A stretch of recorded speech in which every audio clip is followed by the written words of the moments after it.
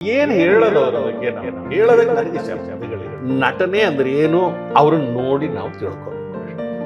ಶತಮಾನಗಳ ನಟ ಅಂತ ನಾನು ಕರಿತೀನಿ. ಆಕ್ಟರ್ ಆಫ್ ದಿ ಸೆಂಚುರಿ ಅಲ್ಲ, ಸೆಂಚುರೀಸ್ ಇವರು. ನನ್ನ ಫಸ್ಟ್ ಇದು ಹೀರೋ ನನ್ನ ಲೈಫಲ್ಲಿ ಅವರೇ. ಅವ್ರ ವ್ಯಕ್ತಿತ್ವನೂ ನನಗೆ ತುಂಬಾ ಇಷ್ಟ. ಅಂದ್ರೆ ಅವರು ಅದು ಶಿಸ್ತೇ. ಅದು ಅವರು ಮೈಕ್ ಅವ್ರ ಮುಂದೆ ಇದ್ರೆ, ಕ್ಯಾಮ್ರಾ ಅವ್ರ ಮುಂದೆ ಇದ್ರೆ ಅವ್ರದ್ದೊಂದು ಪರ್ಸೋನ ಇಟ್ಕೊಂಡಿದ್ರು.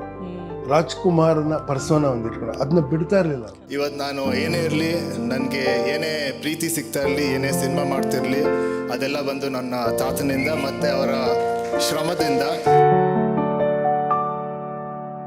ಅಮಿತಾಬ್ ಬಚ್ಚನ್ ಅವರು ಒಂದು ಮಾತು ಹೇಳ್ತಾರೆ, ರಾಜ್ಕುಮಾರ್ ಅವರು ಹಿಂದಿ ಚಿತ್ರರಂಗದಲ್ಲಿ ಇದ್ದಿದ್ರೆ ನಾವೆಲ್ಲ ಚಿತ್ರರಂಗದಲ್ಲಿ ಹೀಗೆ ಸ್ಟಾರ್ಗಳಾಗಿ ಇರ್ತಾನೆ ಇರಲಿಲ್ಲ ಅಂತಾರೆ. ರಜನಿಕಾಂತ್ ಹೇಳ್ತಾರೆ, 10 MGRಗಳು ಒಬ್ಬ ರಾಜ್ಕುಮಾರ್ಗೆ ಸಮ. ಅವ್ರನ್ನ ನೋಡಿದ್ರೆ ನಾನು ನೋಡ್ತಾ ಇದ್ದೀನಿ ಅಂತ ಅನಿಸ್ಬಿಡ್ತು. ಒಂಥರ ದೇವ್ರನ್ನ ನೋಡ್ದಂಗೆ ಆಗೋಯ್ತು ನನಗೆ.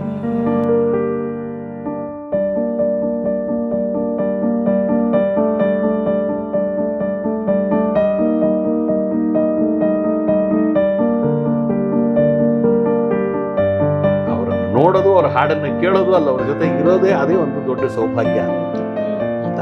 ಬೆನ್ನು ತಟ್ಟಿ ತುಂಬಾ ಚೆನ್ನಾಗಿ ಮಾಡಿದ್ರಿ, ನಾನು ನೋಡಿದೆ, ಚಿಕ್ಕಣ್ಣ ಕರ್ಕೊಂಡೋಗಿ ತೋರಿಸ್ತಾ ನನಗೆ ಸಿನಿಮಾನ, ಇಷ್ಟ ಆಯ್ತು ನನಗೆ ಅಂತ ಬೆನ್ನು ತಟ್ಟಿದ್ರು. ಅವರಿಂದ ಪಡೆದ ಆ ಸ್ಪರ್ಶ ಇನ್ನೂ ನನ್ನ ತೋಳಲ್ಲಿದೆ ಅಂತ ನಾನು ಹೇಳೋದು.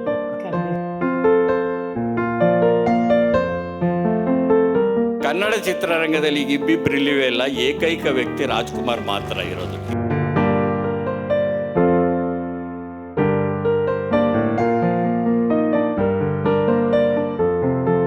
ನಿಮ್ಮ ಈ ವಿಶ್ವಾಸಕ್ಕೆ ಯಾವ ರೀತಿ ಕೃತಜ್ಞತೆ ಸಲ್ಲಿಸಬೇಕು ನನಗೆ ಗೊತ್ತಾಗ್ತಾ ಇಲ್ಲ. ರಂಗಭೂಮಿಗಾಗಲಿ ಚಿತ್ರರಂಗಕ್ಕಾಗಲಿ ಕಿಂಚಿತ್ ಸೇವೆ ನನ್ನಿಂದ ಸಲ್ಲಿದ್ರೆ ಅದಕ್ಕೆ ಕಾರಣ ನಾನಲ್ಲ. ಈ ಗೌರವ ಎಲ್ಲ ಸಲ್ಲಬೇಕಾದ ನಮ್ಮ ಅಪ್ಪಾಜಿ ಅವರಿಗೆ. ಇವರೇ ನಮ್ಮ ತಂದೆಯವರು.